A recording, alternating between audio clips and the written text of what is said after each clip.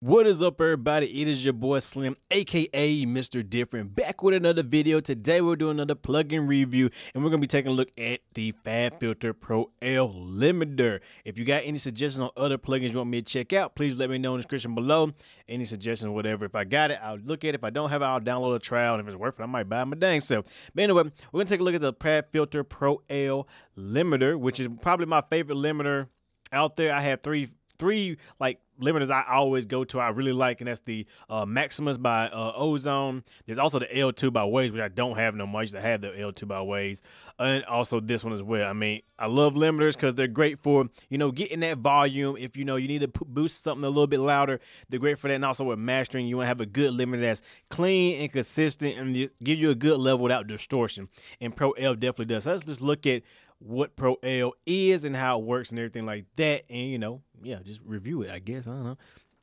So as you see, when you open up Pro L, this is what you get: the main interface. Basically, what it is, you see in the middle, you see the waveform, the wave file when you're playing your music.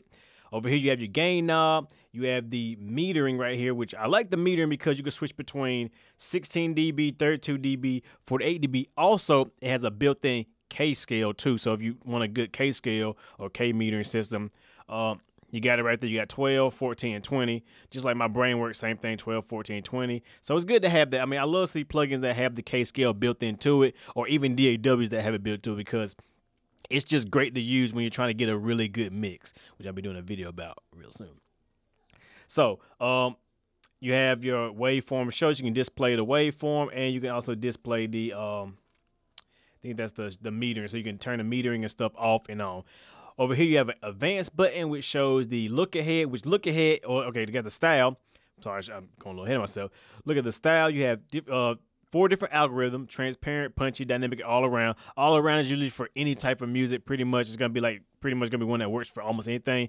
You got more dynamic music. You got one that makes it more punchy, and you got more of a transparent style. So you have 3 different flavors of limiting right there, you know, depending on what you're, you know, going for. You got the look ahead, which look ahead is basically it's gonna look a few milliseconds ahead of the signal before it compresses. So it's gonna compress early, pretty much. So it's gonna compress before the peaks come in. So that's what look ahead basically is. You can hover over here and it'll give you a description. I'm not gonna read it, but it's basically like, say, just looking ahead and kind of being like a safe buffer, whatever. You have your attack and release, so you can, you know, make it either, you can have the attack, which will make the limiter act faster or slower, and the release, the same thing. You have the release hold or release longer or slower, and depending on what type of settings you're using, depending on if you get a more transparent or more noticeable type of limiting. So keep that in mind. You have your transient link, and you have your transient release, basically the same thing, but it works with the transient, so you can preserve some of the transients in your mix. You have a MIDI learn function, oversampling, which is really good for if you're gonna dither down to, or you're gonna go from like 24-bit to MP3 and things like that. It will prevent inner sample peaks, and you know, it just going over you know, 0 dB. So it's good to have that on 2 or 4 times as recommended. It will use more CPU power, but it's worth it. You have a dither function, so if you're going to say 16-bit MP3, it's kind of good to go, you know, to do that. So, you know, but whatever format you're going to, you can dither it down and all that. And you also have the shaping. Once you pick your dither, you can do optimal, basic, or weighted, and it's got different algorithms for your dither. And you got your output, which is basically your ceiling. So yeah, so you can just set how loud it can go. So let's just put it in practice real quick so you guys can see it working. I'm gonna play one of my beats that I already mastered in one of my videos. If you guys want to check that out, I'll put a card up here somewhere. We can go watch that video on how mastering made easy. So if we play this beat, you'll see that it's pretty good.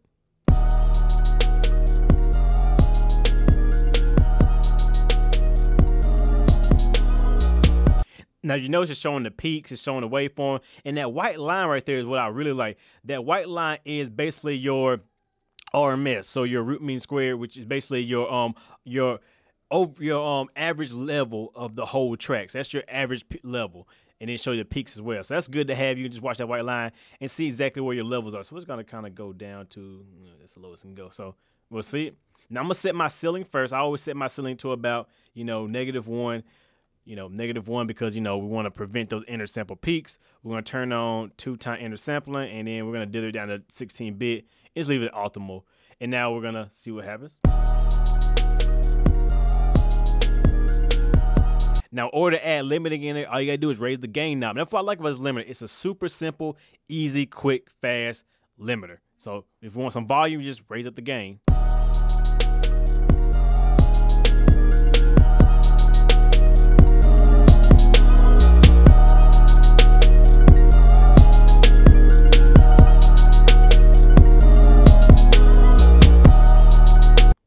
And there you go. Bass like that, you can A-B it.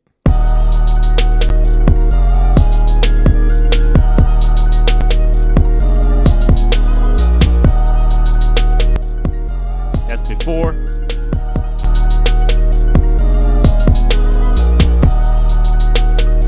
And I said we can mess with the attack and releases as well.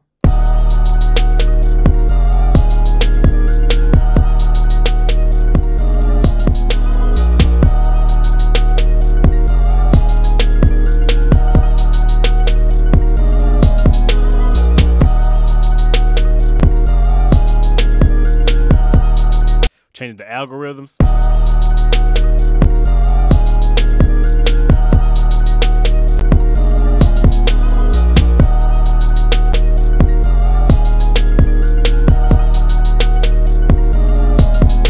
Add some look ahead so it compresses, it starts limiting early.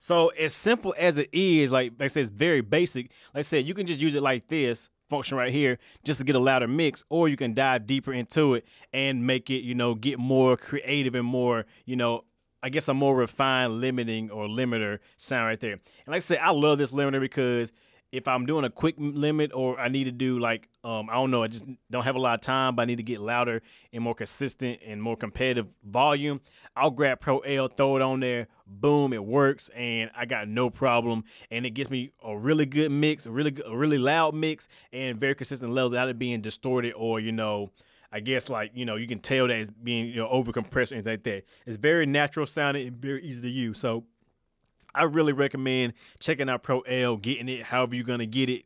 Hey, it's up to you. Do what you got to do. But, you know, I really recommend looking into Pro L as a limiter to have in your arsenal because it's definitely a good one by Fabfilter. One of my favorite plugins that Fabfilter offer. I can't wait till they do like a Pro L2.